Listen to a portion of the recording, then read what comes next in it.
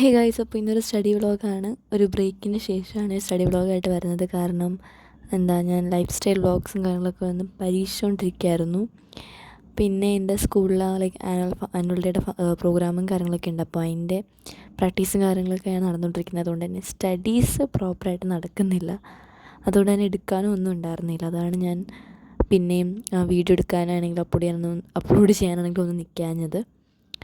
അപ്പോൾ ഇനി ഞാൻ വിചാരിച്ചു സ്റ്റാർട്ടിങ് തന്നെ ഈ എക്കണോമിക്സ് കൊണ്ട് തുടങ്ങാമെന്ന് വിചാരിച്ചു. എനിക്ക് നല്ല മടിയാവുന്നുണ്ടായിരുന്നു. പിന്നെ നല്ല ബോഡി പെയിനും ഉണ്ടായിരുന്നു പഠിക്കാനൊക്കെ. എനിക്കാണെങ്കിൽ ഉറക്കവും ഇപ്പോൾ മര്യാദയ്ക്ക് കിട്ടുന്നില്ല. അതിൻ്റെ നല്ല ബുദ്ധിമുട്ടുണ്ട്. എനിക്ക് കുറച്ചധികം നേരം കിടന്ന് ഉറങ്ങാനായിട്ട് തോന്നാറുണ്ട്. പക്ഷേ സ്കൂളിൽ ക്ലാസ് വർക്കും കാര്യങ്ങളൊക്കെ സബ്മിറ്റ് ചെയ്യേണ്ട ഒരു സമയമാണ്, ഇൻ്റർണൽ മാർക്കൊക്കെ തന്നുകൊണ്ടിരുന്നൊരു സമയമാണ്. അപ്പോൾ അങ്ങനെ ഉറങ്ങാനൊന്നും പറ്റത്തില്ല. ഞാൻ കിടക്കുന്ന ഒരു സമയം എന്ന് പറയുന്നത് ഒരു 10 മണി 10:30 കിടന്ന ഉടനെ തന്നെ ഉറങ്ങിപ്പോവാണ്. പിന്നെ എഴുന്നേൽക്കുന്നത് 7 മണിക്കൊക്കെയാണ്.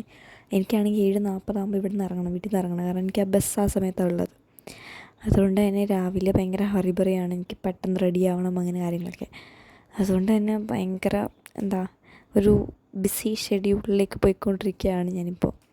എനിക്ക് വന്ന ഉടനെ തന്നെ ഉറങ്ങാനുള്ള ടൈമും കാര്യങ്ങളൊന്നും കിട്ടാറില്ല. വീട്ടിലെത്തുമ്പോഴേക്കും 4 മണി 4:30 ആയിട്ടുണ്ടാവും. ഞങ്ങൾക്കിപ്പോൾ സ്റ്റേ ബാക്കും കാര്യങ്ങളൊക്കെ ഉണ്ട്. 3:30 കഴിയും, 3:40 കഴിയും. എന്തായാലും സ്കൂളിൻ്റെ പുറത്തിറങ്ങുമ്പോഴേക്കും 3:30 വരെയാണുള്ളത്.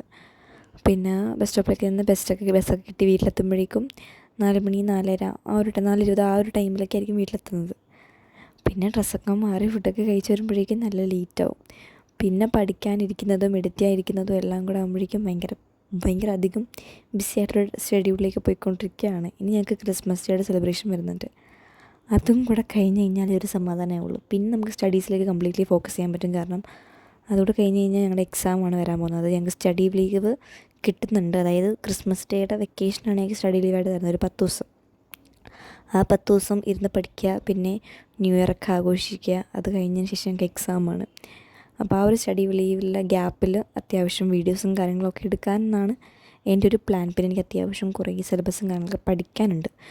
പെൻഡിങ് കിടപ്പുണ്ട്, ബാക്ക്ലോഗ്സ് കുറേ കിടപ്പുണ്ട് പഠിക്കാനും കാര്യങ്ങളൊക്കെ ആയിട്ട്.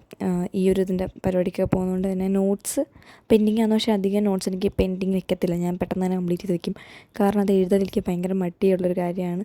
അതുകൊണ്ട് ഞാൻ എത്രയും പെട്ടെന്ന് കംപ്ലീറ്റ് ചെയ്യാൻ പറ്റും അത്രയും പെട്ടെന്ന് ഞാൻ കംപ്ലീറ്റ് ചെയ്ത് വെക്കും. പിന്നെ എൻ്റെ നോട്ട് മിക്കതും കംപ്ലീറ്റ് ആവണം. ഇൻകംപ്ലീറ്റ് ആയിട്ട് വെക്കാറൊന്നുമില്ല. കാരണം ഞാൻ പ്രാക്ടീസ് ചെയ്യുന്ന സമയത്ത് ടീച്ചേഴ്സ് നോട്ടൊന്നും കൊടുക്കാറില്ല.